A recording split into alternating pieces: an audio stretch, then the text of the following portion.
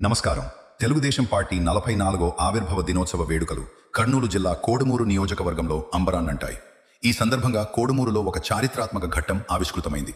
దాదాపు 40 ఏళ్ల సుదీర్ఘ నిరీక్షణ తర్వాత నూతనంగా నిర్మించిన తెలుగుదేశం పార్టీ కార్యాలయాన్ని ఎమ్మెల్యే బొగ్గుల దస్తగిరి గారు రిబ్బన్ కట్ చేసి అట్టహాసంగా ప్రారంభించారు. అనంతరం కర్నూలు కేడీసీసీ చైర్మన్ ఎదురూరు విష్ణువర్ధన్ రెడ్డి గారు పార్టీ జెండాను ఆవిష్కరించారు.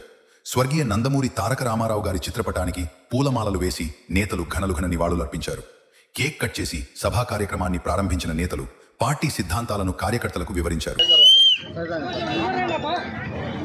ఎంతో ఉన్నతంగా రాష్ట్ర వ్యాప్తంగా ఈ కార్యక్రమాన్ని నిర్వహించుకున్నందుకు ప్రత్యేకంగా ధన్యవాదాలు.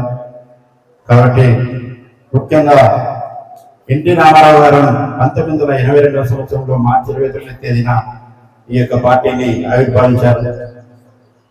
అప్పుడు ఆవిర్భావ కాలంలోనే ఎన్టీ రామారావు గారు చాలా ఎంతో ఆయన ఆటుపోటు ఎదుర్కొని ఆ తర్వాత కాంగ్రెస్ ప్రభుత్వానికి ఎదురు తిరిగి, అంటే ఆయన ఎస్సీ ఎస్టీ బీసీ మైనార్టీల యొక్క ఆత్మగౌరవం, తెలుగు వారి యొక్క ఆత్మగౌరవం, ప్రతి ఒక్కరూ ఉన్నతంగా ఉండాలి, తెలుగు జాతిని ప్రపంచవ్యాప్తంగా ఎలుగెత్తి చూపాలనే ఒక ధ్యేయంతో ఈ యొక్క పార్టీని ఏర్పాటు చేయడం జరిగింది. ప్రజలే దేవుడు, సమాజమే దేవాలయం అన్న ఒక నినాదంతో టీడీపీ పార్టీని నిర్మించడం జరిగింది. ఆయన యొక్క ఆశయాలని ప్రతి ఒక్కటి ఇప్పుడు ఇంప్లిమెంటేషన్ చేయడం జరుగుతుంది. నారా చంద్రబాబు నాయుడు గారు ఎంతో శుభదినం.